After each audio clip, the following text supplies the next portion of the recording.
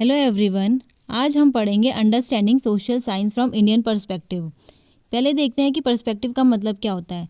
Perspective का मतलब होता है कि आप किसी सोसाइटी या फिर किसी इंसान को किस तरीके से देखते हो, आपका उसको देखने का नज़रिया क्या है, देखने का ढंग, इसको हम पर्सपेक्टिव कहते हैं। देखो, हर सोसाइटी सेम नहीं होती, हर किसी में कुछ ना कुछ अलग हमको देखने को मिलता है। ये अलग क्यों होती है? क्योंकि हर कहीं के प्रॉब्लम्स अलग अलग होते हैं। अपने प्रॉब्लम को सॉल्व करने के लिए वो किस तरीके के सॉल्यूशन ढूंढते हैं, वो डिपेंड करता है कि वहाँ की ज्योग्राफी, हिस्ट्री, इकोनॉमिक, गवर्नेंस कैसा है। तो इसीलिए किसी भी सोसाइटी को समझने के लिए हमें उसका ही पर्सपेक्टिव पता होना चाहिए। क्योंकि हम यहाँ पर इंडियन सोसाइटी को पढ़ रहे हैं, तो इसके लिए हमें इंडियन पर्सपेक्टिव का पता होना चाहिए। तो इंडिया किस तरीके की कंट्री है? ये एक डाइवर्स कंट्री है। यहाँ पर हमें बहुत ज़्यादा डाइवर्सिटी देखने को मिलती है। यहाँ पर डाइवर्सिटी का मतलब ये नहीं है कि यहाँ पर अलग अलग तरह के कल्चर और रिलीजन है। यहाँ पर हम डाइवर्सिटी को इस नज़रिए से देखेंगे कि यहाँ पर किस तरीके की लैंग्वेज पॉलिसीज़ है, हर लोगों को क्या पब्लिक सर्विस तक पहुँच मिल पाती है, किस तरीके से सबको एम्प्लॉयमेंट मिलता है और कौन सरकार में भागीदारी ले सकता है। तो जब किसी सोसाइटी में डाइवर्सिटी होती है तो वहाँ पर प्रिजुडिस और एक्सक्लूजन का होना बहुत कॉमन होता है। प्रिजुडिस का मतलब होता है कि आप किसी सोसाइटी या फिर किसी ग्रुप के बारे में एक नेगेटिव थॉट बना के रखते हो। प्रिजुडिस से मिलता जुलता एक और शब्द है जो हमने पहले भी पढ़ा था, स्टीरियोटाइप। स्टीरियोटाइप का मतलब होता है कि आप किसी ग्रुप के बारे में पहले से क्या एजम्पशन बना के रखते हो। वो पॉजिटिव भी हो सकता है और नेगेटिव भी हो सकता है। लेकिन प्रिजुडिस में सीधा मतलब ये होता है कि आप किसी ग्रुप के बारे में खाली नेगेटिव एजम्पशन ही बना के रखते हो। और एक्सक्लूजन का मतलब होता है कि सोसाइटी में एक ग्रुप पीछे रह जाता है, उसको बाकियों की तरह अपॉर्चुनिटी नहीं मिल पाती। तो जिस सोसाइटी में डाइवर्सिटी ज़्यादा होती है वहाँ पर प्रिजुडिस और एक्सक्लूजन भी देखने को मिलता है। तो यहाँ पर गवर्नमेंट कुछ स्टेप्स लेती है ताकि सबको इक्वालिटी मिले और हर कोई डिग्निटी के साथ रहे। तो गवर्नमेंट इसको मैनेज करती है सेक्युलरिज्म के थ्रू।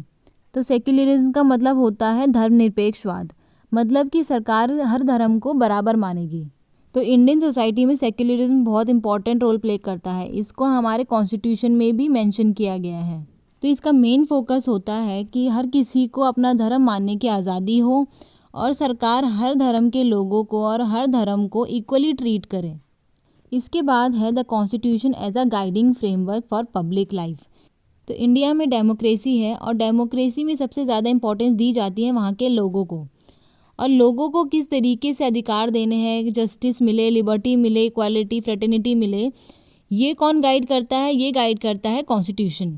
और कैसे हर इंस्टीट्यूशन को काम करना चाहिए ये भी कॉन्स्टिट्यूशन में बताया जाता है। तो ये जो वैल्यूज़ हमें कॉन्स्टिट्यूशन में दी गई हैं ये हमें हेल्प करती हैं कि किस तरीके से डिस्क्रिमिनेशन को हटाया जाना चाहिए, हर लोगों को इक्वल रिसोर्सेज मिले और गवर्नमेंट की क्या रिस्पॉन्सिबिलिटी है, ये सब चीज़ें हमको गाइड की जाती हैं। तो कॉन्स्टिट्यूशन में लोगों को सिर्फ अधिकार ही नहीं दिए गए हैं बल्कि उनकी कुछ ड्यूटी भी बताई गई है। इसमें बताया गया है कि हर इंसान को अपने अंदर एक साइंटिफिक टेम्पर डेवलप करना चाहिए। इसका मतलब है कि चीज़ों को इमोशनली होकर नहीं बल्कि प्रैक्टिकल होकर समझना चाहिए। जैसे अगर कोई रूमर है, स्टीरियोटाइप है या फिर एक तरफा कहानी है तो उस पर हमको ऐसे ही भरोसा नहीं कर लेना चाहिए बल्कि उसमें हमें सबूतों को देखना चाहिए और उसके पीछे क्या कारण है इसके बारे में भी हमें पता लगाना चाहिए। तो ये हमारी फंडामेंटल ड्यूटी में भी मेंशन किया गया है। फंडामेंटल ड्यूटी क्या होती है? मतलब कि कॉन्स्टिट्यूशन में लोगों को दो तरीके की चीज़ें दी गई हैं। एक तो है हमारे अधिकार और दूसरा है हमारी ड्यूटीज़। ड्यूटीज़ में हमें ये बताया जाता है कि हमारा क्या कर्तव्य है, हमारा क्या काम है अपने देश के प्रति। तो इन फंडामेंटल ड्यूटीज़ में ये बताया गया है कि हर इंसान के अंदर एक साइंटिफिक टेम्पर होना चाहिए, उसके अंदर एक इंसानियत होनी चाहिए और किसी चीज़ को जांचने की और उसमें रिफॉर्म करने की भावना भी उसके अंदर होनी चाहिए। तो ऐसे इंडियन सोसाइटी को समझने के लिए कॉन्स्टिट्यूशन इंपॉर्टेंट रोल प्ले करता है। उसके बाद है the past and the making of modern India. तो जो आज का इंडिया है वो कैसे बना है, उसके अंदर ये जो वैल्यूज़ है वो किस तरीके से आई हैं, इसे समझने के लिए हमें हिस्ट्री को देखना पड़ेगा। जब कॉलोनियल रूल था तब लैंड रिवेन्यू सिस्टम आया, एजुकेशन, ट्रांसपोर्ट, इंडस्ट्रीज़, ये सारी चीज़ें आई। लेकिन इन सारी चीज़ों ने इनइक्वालिटी को और बढ़ाया। तो जब फ्रीडम स्ट्रगल्स होंगे तो इसी इनइक्वालिटी को हटाने के लिए राइट्स, जस्टिस, सिटीजनशिप, डेमोक्रेसी, ये सारे आइडियाज़ लाए जाएंगे। तो यहाँ से हमें समझ में आता है कि इंडियन सोसाइटी को समझने के लिए हमें एक हिस्टोरिकल पर्सपेक्टिव भी पता होना चाहिए। आज हम यहाँ पर कैसे आए, यहाँ पर क्या आइडियाज़ लाए गए हैं, उसके लिए हमें पास्ट में जाकर भी समझना पड़ेगा। इसके बाद है governance from the village to the nation, मतलब कि गवर्नेंस कैसे चलती है, यहाँ पर सरकार को किस तरीके से चलाया जाता है। तो इंडिया में डेमोक्रेसी है और यहाँ पर अलग अलग लेवल पर गवर्नमेंट काम करती है। पहले एक नेशनल लेवल होता है, फिर स्टेट लेवल, और उसके स्टेट के अंदर गांव में अलग सरकारें होती हैं और शहरों में अलग होती हैं। तो गवर्नेंस का मतलब है कि डिसीजन कैसे लिया जाएगा, इसको अलग अलग लेवल पर कैसे लागू किया जाएगा और कैसे लोग इसमें पार्टिसिपेट करेंगे। तो इंडिया में सबसे ज़्यादा इंपॉर्टेंस दी जाती है लोकल सेल्फ गवर्नमेंट को, मतलब कि सबसे नीचे लेवल पर जो गवर्नमेंट काम करती है उसको लोकल सेल्फ गवर्नमेंट कहा जाता है। तो यहाँ पर ग्रास रूट लेवल पर सरकार बनाई जाती है। सबसे पहले गांव के लेवल पर, सबसे छोटे लेवल पर एक सरकार बनाई जाएगी जिसमें देखा जाएगा कि क्या प्रॉब्लम्स है, किस तरीके से डिसीजंस लेने हैं, और उसके बाद एक बड़े लेवल पर डिसीजंस लिए जाते हैं। इसलिए यहाँ पर लिखा है from the village to the nation, मतलब कि सबसे पहले वो विलेज में डिसीजंस लिए जाएंगे और उसके बाद किसी एक नेशनल लेवल पर डिसीजंस लिए जाएंगे। तो इसका एक ये फ़ायदा होता है कि जो लोगों की डेली लाइफ की प्रॉब्लम्स है जैसे वाटर, सैनिटेशन, रोड्स, ये ज़्यादा हाईलाइट होती है और इनका जल्दी सॉल्यूशन भी मिल जाता है। तो ये लोकल सेल्फ गवर्नमेंट बहुत ही ज़्यादा इंपॉर्टेंट है। और 73rd अमेंडमेंट करके जो पंचायती राज इंस्टीट्यूशन है इसको और ज़्यादा पावरफुल बनाया गया और स्ट्रेंथन किया गया, ताकि डिसेंट्रलाइजेशन बने, पावर किसी एक के हाथ में ना रहकर सबके हाथ में जाए और लोगों का पार्टिसिपेशन भी इसमें ज़्यादा हो, और जो लोग पीछे छूट गए हैं उनका भी पार्टिसिपेशन इसमें हो पाए। तो इंडिया में डेमोक्रेसी का मतलब सिर्फ ये नहीं होता है कि वोट दे देना है, बल्कि हर कोई इसमें इक्वली पार्टिसिपेट कर पाए और अकाउंटेबल हो, ये इंश्योर किया जाता है। इसके बाद है एनवायरनमेंट एंड लाइवलीहुड। तो यहाँ पर ये बताया गया है कि जो लोगों की लाइवलीहुड होती है, जो लोगों का जीवन होता है, उनकी कमाई होती है, वो कैसे एनवायरनमेंट पर डिपेंड करती है। जैसे कि अभी भी कई सारे लोग एग्रीकल्चर के लिए मानसून पर डिपेंड होते हैं, इरिगेशन के लिए नदियों पर डिपेंडेंट रहते हैं, और कुछ लोग अभी भी जंगलों पर डिपेंडेंट रहते हैं अपनी लाइवलीहुड के लिए, और जंगल हमारी बायोडाइवर्सिटी को भी प्रोटेक्ट करते हैं। तो ये जो एनवायरमेंटल इश्यूज़ होते हैं ये सिर्फ जानवरों से, पेड़ पौधों से जुड़े हुए नहीं हैं, बल्कि हम लोगों की सर्वाइवल और हम लोगों की बराबरी से जुड़े हुए हैं। तो यहाँ पर एक जस्टिस का एग्जांपल देखते हैं कि अगर किसी एरिया में डिफॉरेस्टेशन होता है या फिर पानी की कमी आती है, कहीं बाढ़ आती है, तो इसका सबसे ज़्यादा इफेक्ट किन लोगों पर पड़ेगा? गरीबों पर। क्योंकि जो अमीर लोग हैं वो अगर उनको एक चीज़ से प्रॉब्लम है तो वो दूसरी चीज़ खरीद सकते हैं या फिर उसका ऑल्टरनेट ढूंढ सकते हैं, लेकिन जो गरीब लोग हैं क्या वो ऐसा कर सकते हैं? तो उनके पास क्या ऑप्शंस है कि अगर पानी की कमी हो जाती है या फिर उनकी क्रॉप फेल हो जाती है, तो यहाँ पर ये जो इश्यूज़ हैं वो सिर्फ हमारे सर्वाइवल नहीं बल्कि जस्टिस से भी जुड़े हैं।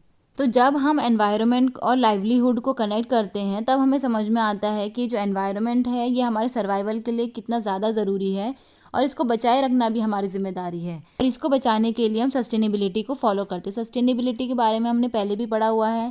मेन मतलब यही है कि अब जो रिसोर्सेज है उसका अच्छी तरीके से यूज़ करना, ताकि वो हमारे फ्यूचर जनरेशन के लिए भी बचा रहे। और इसके बाद है इकोनॉमिक लाइफ एंड डेवलपमेंट। तो अपनी लाइफ में हमें कई सारे चॉइसेस करने पड़ते हैं जो कि डिपेंड करता है हमारी लाइवलीहुड पर, इनइक्वालिटी पर और डेवलपमेंट पर, कि हम क्या चीज़ खरीद सकते हैं और किस चीज़ तक हमारी पहुंच है। इंडिया में लोग अलग अलग तरीके से काम करते हैं। कोई फिशिंग करता है, कोई एग्रीकल्चर करता है, कोई सर्विस सेक्टर में है, कोई ट्रांसपोर्ट करता है, और इनमें से कई सारी जॉब सीजनल्स होती हैं, मतलब कि जब काम होगा तभी लोगों को रखा जाता है और जब काम नहीं होता तो लोगों को निकाल दिया जाता है। तो इंडिया में कई सारे लोग इस तरीके की जॉब करते हैं जिनमें जो लोगों की इनकम होती है वो अनसर्टेन होती है, मतलब कि कोई फिक्स इनकम नहीं होती। तो जो गवर्नमेंट डेवलपमेंट करती है जैसे रोड्स बनाना, इलेक्ट्रिसिटी हो गया, हेल्थ केयर, ये सब बनाने के बावजूद भी हर किसी को इसके फ़ायदे इक्वली नहीं मिल पाते। तो इंडियन पर्सपेक्टिव में ये देखा जाता है कि इससे किसको फ़ायदा मिलेगा और किसको नहीं मिलेगा। कैसे जो कीमतें होती हैं, जो मजदूरी होती है, ये लोगों को अफेक्ट करती है। अगर डेवलपमेंट होता है तो इससे सबसे ज़्यादा बढ़ता है माइग्रेशन। जिन लोगों के पास इनकम नहीं है, जॉब नहीं है, वही लोग माइग्रेट करके इन डेवलप्ड एरिया में आते हैं। इससे लोगों की इनकम बढ़ जाती है, लेकिन उस एरिया में एक प्रेशर बन जाता है। वहाँ के एनवायरनमेंट में, वहाँ के इंफ्रास्ट्रक्चर में बहुत ही ज़्यादा प्रेशर आता है। तो इतना प्रेशर होने के बाद हर किसी को वाटर, ट्रांसपोर्ट, पब्लिक सर्विस की सुविधा नहीं मिल पाएगी। तो ये जो सारे पर्सपेक्टिव हमने पढ़े ये एक दूसरे से कनेक्टेड होते हैं। हम इनको अलग अलग करके नहीं समझ सकते। ये जो सारी प्रॉब्लम्स होती हैं ये एक दूसरे से जुड़ी होती हैं, और यही चीज़ हेल्प करती है कि हम बेटर डिसीजंस ले पाएँ, कुछ कॉन्स्टिट्यूशन वैल्यूज़ को अडॉप्ट करें जैसे डाइवर्सिटी, इंक्लूसिविटी, सस्टेनेबिलिटी और इक्विटी। तो ये जो सोशल साइंस सब्जेक्ट है ये हमें अपनी लाइफ को और अपनी सोसाइटी को समझने में ही हेल्प करता है, ताकि हम सोसाइटी के लिए केयरफुल, फेयरली और रिस्पॉन्सिबल तरीके से सोचें। तो इस टॉपिक के साथ हमारा चैप्टर भी एंड होता है। अगर इस चैप्टर से रिलेटेड कोई भी डाउट है तो आप मुझसे कमेंट सेक्शन में पूछ सकते हैं। मिलते हैं अपनी नेक्स्ट वीडियो में एक नए चैप्टर के साथ। Till then take care and subscribe to my channel. Thank you.